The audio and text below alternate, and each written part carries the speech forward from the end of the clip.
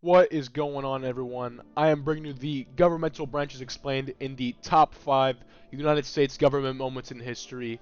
Let's get this list started. Alright, so coming in at the number 5 spot on our list, we have Alexander the Hamilton with the central banking system of the United States. I don't know about you guys, but the United States dollar has got to be one of the most important currencies throughout history, and it all started because of the man Alexander Hamilton. He thought about it originally during the Revolutionary War, so at the time there was no actual government to bring anything to, but later, though, during 1790, where there was an actual government, he brought it up to Congress and he proposed a Bank of the United States with a $10 million capital, then 5 times more than all the other American banks combined, and the ability to issue paper money. It would be based in Philadelphia and be chartered for 20 years. This was enough for the Congress to like it, and so they actually passed it to the legend himself, George Washington, and he liked it as well to the point that it was passed. Today, we now have the Federal Reserve, which is now responsible for printing our money. The Federal Reserve was made by the executive branch, and more importantly, the Woodrow Wilson establishment, and it has been here ever since. Regulating and printing our money is what the Federal Reserve does. They're responsible for the economy, and I think that the only thing they don't do is taxes, which the IRS does, but screw those guys. No, I'm just kidding. Alright, so we are going to move on to the number 4 spot on the list. Alright, so coming in at the number 4 spot on our list, we have the Naturalization Act of 1790. And for those of us who were not fortunate to be born in the United States like myself, we luckily have the Naturalization Act. The act allows for immigrants to become United States citizens after naturalization over the span of 5 years. First brought up by the legislative branch in 1790, and it was passed by the GOAT himself, the aforementioned George Washington, and has been helping us since that day. This specific act is extremely important as it grants citizenship to immigrants who have been residing in the U.S. or at least are related to a United States citizen. They also get the citizenship advantages, which is being the right to vote, the right to stay within the United States, serve on a board of juries and do jury duty, travel and gain access with a U.S. passport, apply for a federal job, hold office in a position they're eligible for, scholarships, and government assistance. The list just keeps going on, but the main thing is that the immigrants get the advantage of becoming a citizen, except for jury duty. No one wants to do that. No, I'm just kidding. But the legislative branch and the executive branch were involved, which goes to show how government is effective when they work together. Alright, we are moving on to the number 3 spot on the list. Alright, so coming in at the number 3 spot on our list, this is going to be a big one. It is going to be the Bill of Rights, which I'm pretty sure most of you, if not all of you, have heard of it, and was proposed by the man James Madison.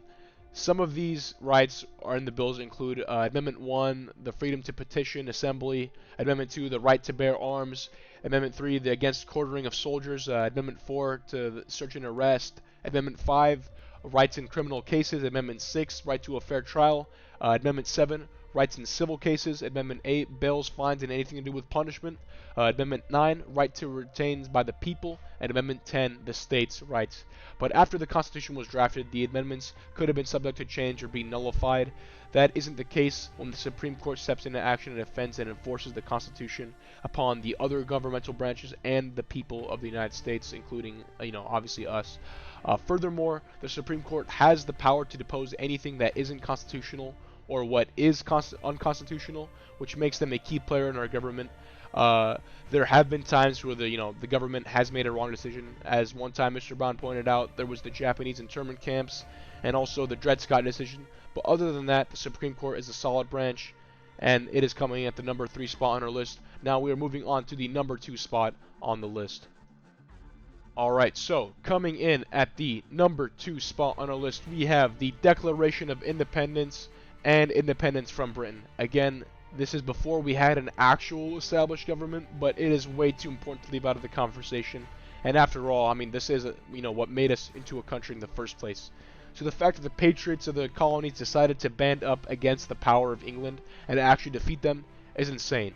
It was all thanks to the masterminds of our founding fathers that we were able to defeat England, which was the most powerful country, military, and economy at the time, which is insane to think that a couple of farmers beat the most powerful country.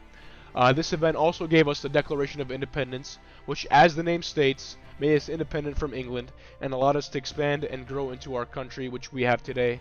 And I mean, I could ramble on and talk for hours on how important this event was, but I think this short video clip encapsulates everything and all the necessary details that you need. Just take a look at the video. Here it is. That's all! I love freedom. Alright, we are moving on to the #1 spot on our list.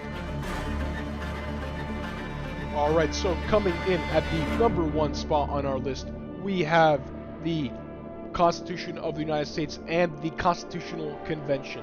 So separating from Britain would have meant absolutely nothing if we were not able to make an actually decent working and functioning government. And no, the Articles of Confederation were pretty bad at keeping us together as a country, so that's why it makes the Constitution even more important, was the fact that it actually worked. That one document contains all the information we need about our government, but its most important articles are the first 3. With Article 1 containing the blueprints of our legislative branch and how it should operate. The legislative branch is the creator and voter of all laws, where they first start out as bills, but then get passed to the executive branch to await further appraisal. They also have the power to declare war and give money to local governments and other branches. They also have the power to impeach the president in case the president is known to be demonstrably corrupt or has violated the presidential guidelines. The legislative is made up of 2 parts, with one being the Senate and the second being the House of Representatives. This was due to reasons you probably already know, or at least should know, which the large states wanting it based on population and the small states wanting equal say. The Great Compromise happened and we got both the Senate and the House of Representatives. So the House of Representatives represents the population in which the people are counted via districts. Redistricting must happen at least once every decennial census, which basically means every 10 years. That is how the representatives are elected. Senators are also elected by the people of the certain state that the person of interest is running for. There can only be 2 senators per state. Getting back to the point though, the Congress is without a doubt the place where everything starts to function in the United States. With the legislative branch, nothing would be able to get done if we didn't have it, so that's why it is there. Article number 2 describes the executive branch and the presidency of the United States. The president is elected by the people of the United States and also the Electoral College of the United States. So the president and the cabinet are responsible for the official passing of laws, or if they don't like it, to veto it or to not sign it, and within a window of 7 days it won't get passed. The president's job is to enforce laws, appoint people to governmental positions.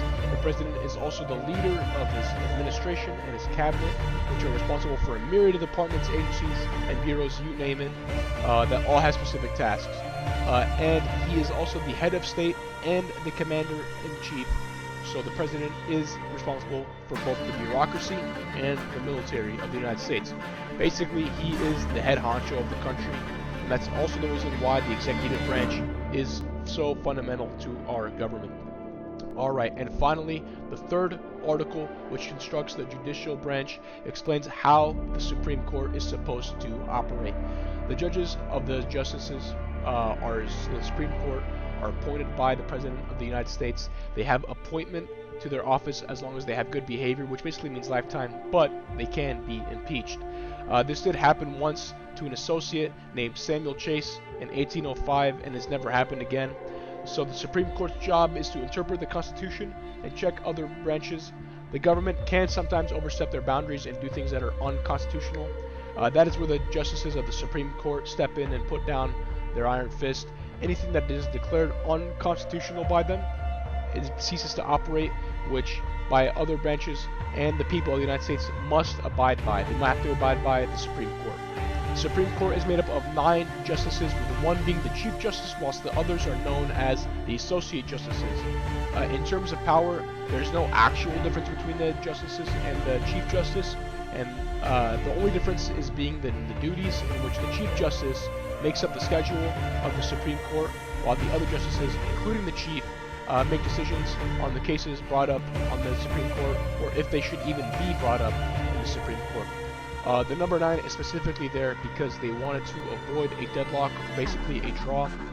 They wanted to avoid this as it would mean nothing would get done, and that's why we have the specific number, which is 9.